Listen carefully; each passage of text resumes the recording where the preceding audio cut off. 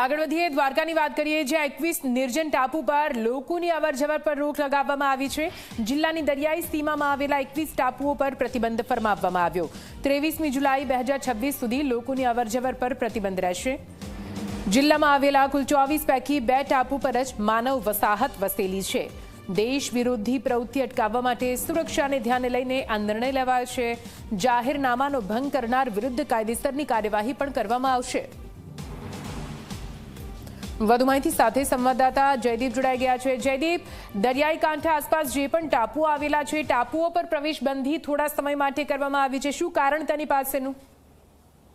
ચોક્કસ નીતિ વાત કરવામાં આવે તો દ્વારકા જિલ્લાના જે 21 નિર્જન ટાપુઓ આવેલા છે કે ત્યાં એક લોકો પર અવર જવર માટે છે તે પ્રતિબંધ છે તે જિલ્લા અધિક કલેક્ટર દ્વારા છે તે ફરમાવવામાં આવ્યો છે।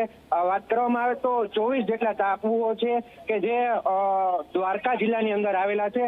તેમાં 2 જેટલા ટાપુઓ છે કે જ્યાં માનવ વસાહત છે તે રહે છે અને ખાસ કરીને વાત કરવામાં આવે તો જિલ્લા કલેક્ટર દ્વારા દેશ વિરોધી પ્રવૃત્તિને અટકાવવા અને દેશની સુરક્ષાને ધ્યાને લઈને આ જાહેરનામું પ્રસિદ્ધ છે તે કરવામાં આવ્યું છે। અગાઉ પણ છે કેટલાક જે ટાપુઓ પર જે ગેરકાયદેસર ધાર્મિક દબાણો હતા તેને દૂર કરવામાં આવ્યા હતા અને આ જે જાહેરનામું છે કે 23/7/26 સુધી અમલમાં રહેશે અને આ જાહેરનામાનો ભંગ કરનારને વિરુદ્ધ છે કાયદેસરની કાર્યવાહી હાથ ધરવામાં આવશે। નિધિ, બિલકુલ જી, આભાર પૂરી માહિતી માટે।